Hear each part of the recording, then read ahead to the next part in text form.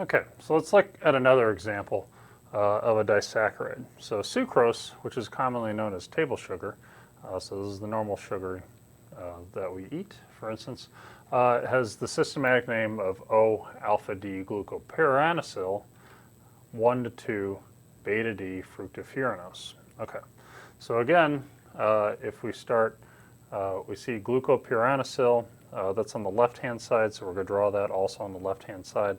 This is the alpha anomer, okay? So that means the OH group is going to be on the opposite side of the CH2OH group, which is the 6 carbon here. So let's number our carbons because we'll need those soon. 3, 4, 5, 6, okay? So the second part is we're going to make a 1,2 linkage with the beta-D fructofuranose.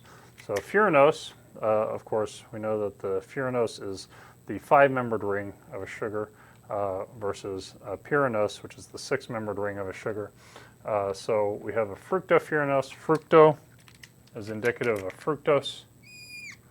So we're going to draw fructose in its 5-membered ring form, and we're going to draw the beta anomer. Okay. So now I've drawn this backwards from what I normally do. So this is actually the 1 carbon over here.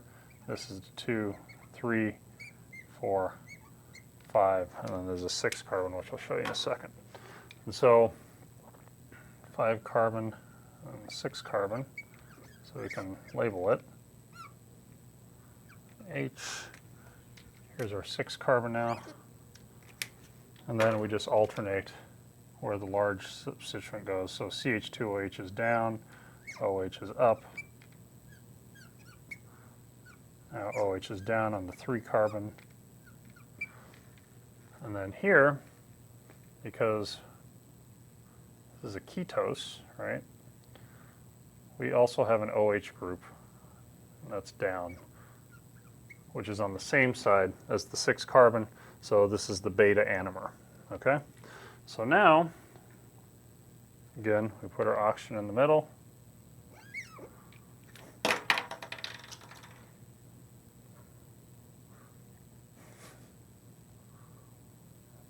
And then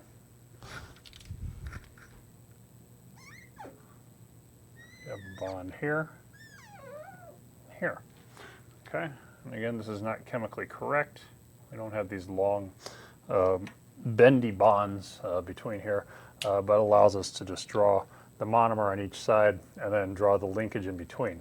So this is our 1,2 linkage. So the 1 carbon of the glucopyranose and the 2 carbon of the fructofuranose. Now, there's an interesting difference between these two, and that's when we start looking at the anomeric carbon.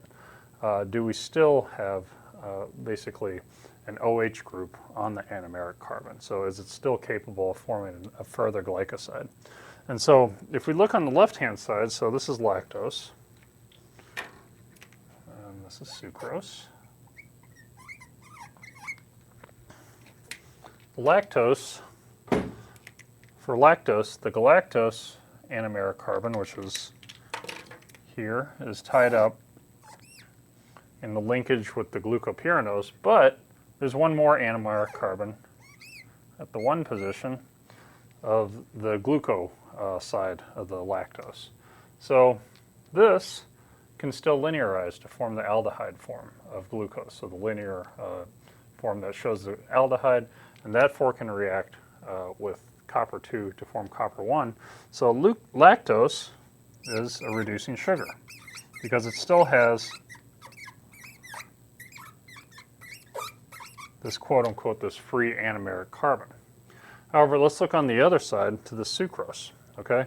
So the glucose is on the left-hand side. Here's our anomeric carbon, okay? The OH is tied up into this linkage with the fructose, with the fructofuranose. Here's our anomeric carbon for the fructose side, and you can see that hydroxyl is also tied up within this linkage to the glucopyranose side. So this, because there are no free anomeric carbons, this is a, oh, fell off the screen there. This is a non-reducing sugar.